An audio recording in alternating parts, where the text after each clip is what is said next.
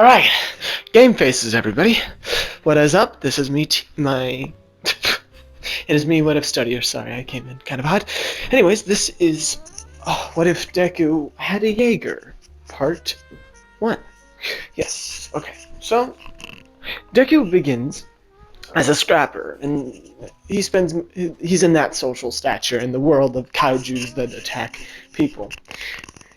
And kaijus actually happen from quirks, and some people have that, like, it's a 1% thing, but that's a lot of kaiju.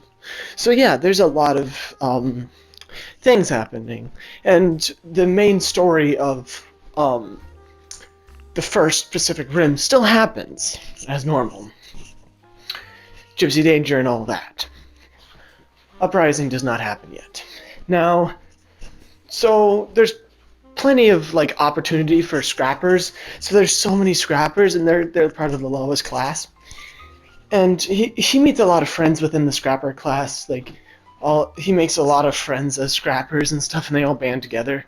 And whenever they find, like, they make tiny little like robots and fight those things, he's usually the best because he's very excited about it. He finds it fascinating and is so interested in being a pilot. But everybody's like, it just seems too high of a goal.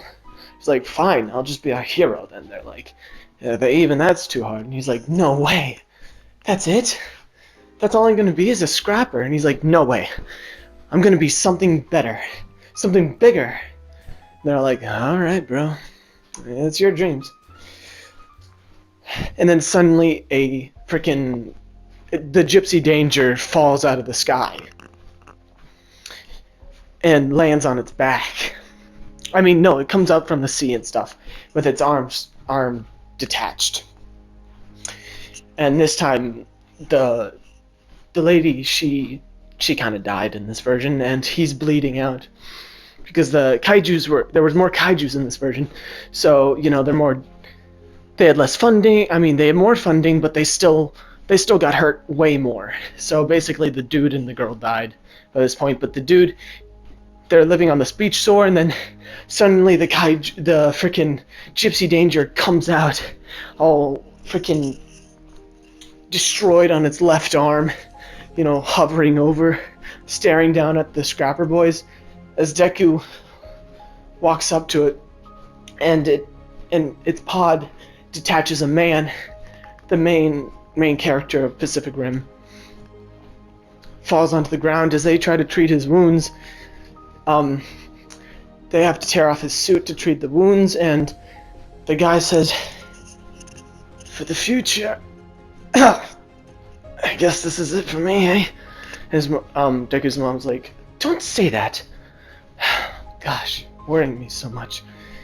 And so they treat his wounds, and they try to help him get back to health, but he just won't make it. So he looks over to Deku, saying, in case I won't make it, you've got a star in your eye, kid. Take this. He gives him his army badge and his dog tags, and he says, take the suit too. It's yours. I won't have any use for it in the other life. I'm happy with what I've done. Alright. The kaiju, right. Basically, Deku takes this, his mech in, and starts scavenging around it, finding the broken parts and taking them and making stuff on his own. However, when he tries to pilot it, it constantly says that it needs repairs, and himself has to go into the void, as they called it. And he needed a strong enough will. He understood this from the guy that told him about it, and also the instruction manual for beginners.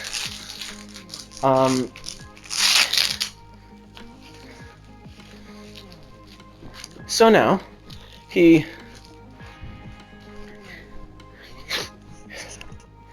tries to get better at trying to get it to go. Each day he would go to it and try to use it, but each time he'd be sent into a vision of great destruction and everything around him being decimated. A man in front of him taking a gunshot to the head, and then a man with tentacles coming out of everywhere, staring at him.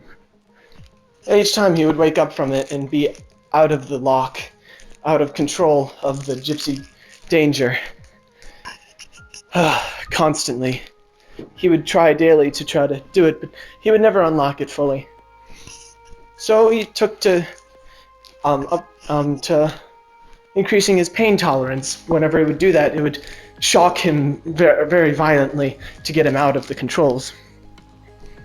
So they increased his pain tolerance a lot. And he started to learn a few things on how to control it. By the end of year, 3, he had gotten it to move its hand, but that was it. That's all he got. But you know what? He continued on, training and getting better mentally about all of it, studying the different robotics, and people trying to take it, he had to defend his own place. So he learned a lot about how to fight with it. Well, at least the mini-bot that was on it. And also holding a gun inside, just in case one of them gets through. The other scavenger boys helped him with defending it whenever he was gone, because they got some scraps from it too. They formed a very good relationship about the gypsy. Now, to keep on, going on, they say that you can't become a pilot. And he's like, yeah, so what? They're like, yeah, you're just a scrapper, kid. He says, well, I'll be something like a hero then, and then I'll be a pilot. They said, all right. He says, yes. So he signs up, he does the thing for becoming a hero, and everybody's like, yeah, sure, you can try. And he says, yeah, I'll take Gypsy here. They're like, oh, that's not a good idea. You should use your little bots and make them help you. Heard that if you make it yourself, you can bring it. He said, really? Well, the little bots won't be able to kill the big bots at the place. I need a mech of my own. A smaller one that can get through the door. So, they started making the Scrapper, the one that you saw in Uprising. That could ball himself up into a little, ball form and roll over his enemies. And has great defense, but not much attack. It's just a brute strength bot.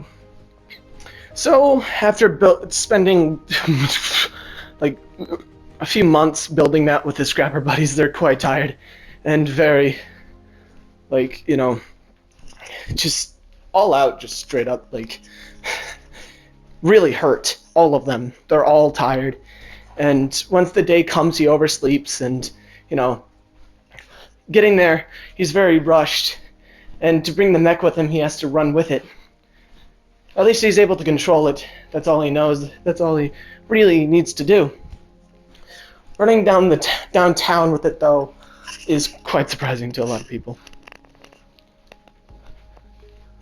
But yeah, it's he gets to the UA exams barely on time, 2 minutes before it starts.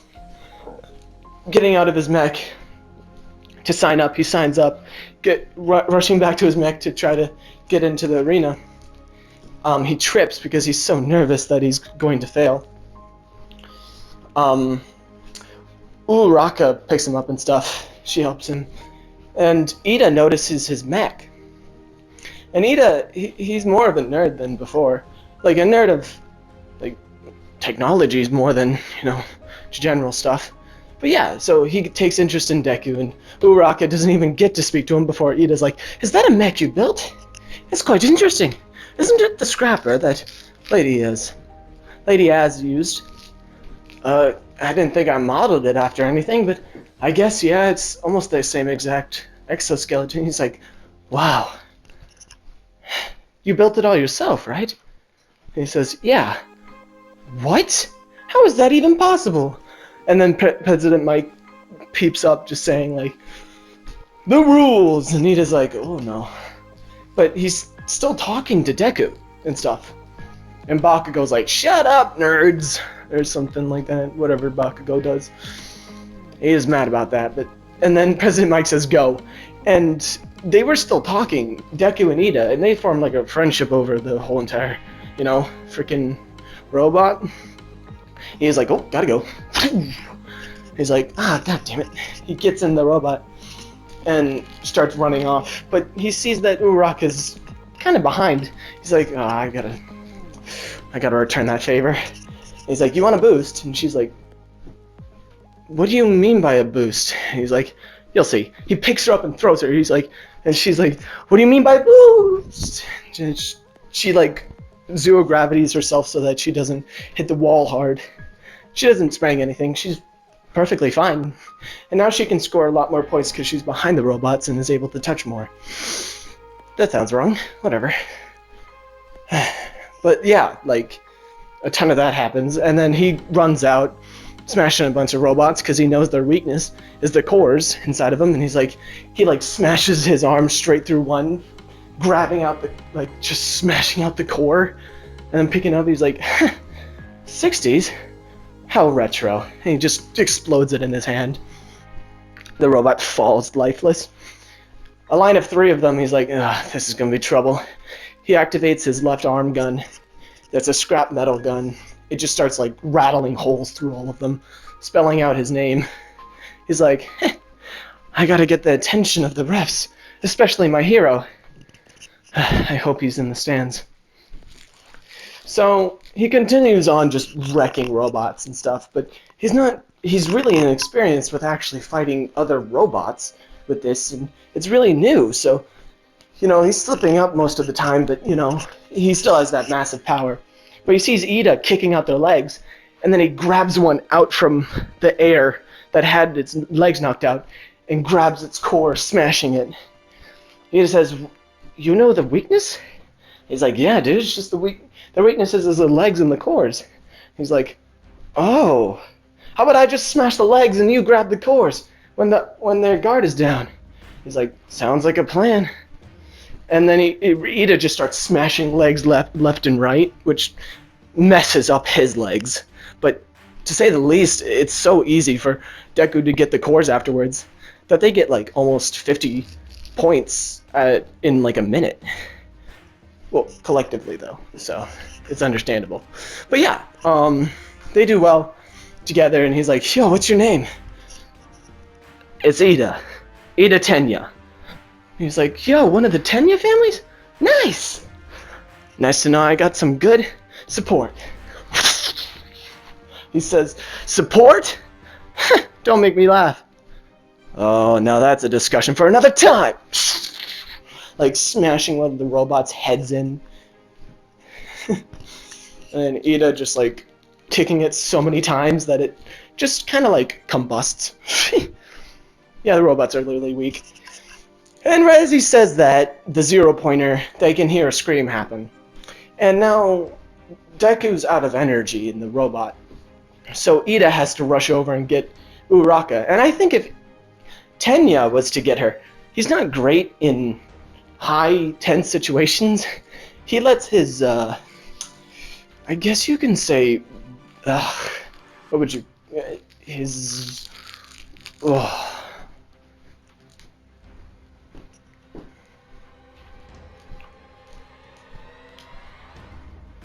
emotions get ahead of him, or he would just get way too energized and stuff and make a mistake. I think that's really what he would do though, on accident. So he picks up Uraraka, and on the way back, Deku's like, yo, you need help? And he's like, no! And he kind of like bangs both of his shins into Deku's leg, robot's leg, and Uraraka goes flying because she's still zero-gravitying herself so that Ida could carry her. And she's floating out into the middle of, like, the ocean that they were next to. Were they? No, out into the city. So if she lets go of her zero gravity, she's gonna just go splat on the concrete. So he's like, oh, shoot. And, yeah, both Tenya and Deku are like, that's not good. And Ida's like, throw me. Deku's like, what do you mean? Throw me. And he's like, all right. He picks up Tenya, aims his rocket, his fist, and starts up a rocket shot, and it shoots Ida all the way up to Uraka as Ida grabs her, softly using his retro burst under him to make sure that they have a soft landing outside the city. So now, Uraka's double owes him. And so basically, yeah, that's when the thing ends. And so both Ida, so yeah, no, it's a pretty good ending. So Deku is walking out and he's like, wow, I really hope so that we got that. I don't even think we got enough points to be in Class A. Let's hope so, Ida. And Ida's like, yeah, how about we see both of ours at the same time? I'll go visit you. And he's like, I don't think you should visit me, but okay, I can show you my other mech. And he's like, you have another mech? What the hell? What kind of rich family do you belong to? And he's like, you'll see. Tenya's like, alright. So the next day they get their exception cards, and they go back to the place, and all the scavenger friends of Deku's are like guarding the door, the drive-in as Tenya comes up. All the scavenger friends are like, yo, what's this rich white boy doing in our neighborhood? They're all like squatting, slob squatting, being like, yo, what's this guy doing? What's this boy doing? They're all like really defensive around Deku. Deku's like, no, it's fine. He's a friend. He's going to the same school as me. They're like, all right. If he steals anything of that robot, it's his ass. And Deku's like, I know, I get it. All right. So yeah, Tenya finds the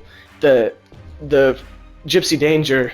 As Deku's showing him around the Gypsy Danger, he's just amazed, starry-eyed, and they both like freak out about it because they're like, Deku never really realized that he thought that other people had seen robots like this, but Ida was just so excited to see all of this that even a rich boy like him couldn't see one, like even find one, and they're so rare.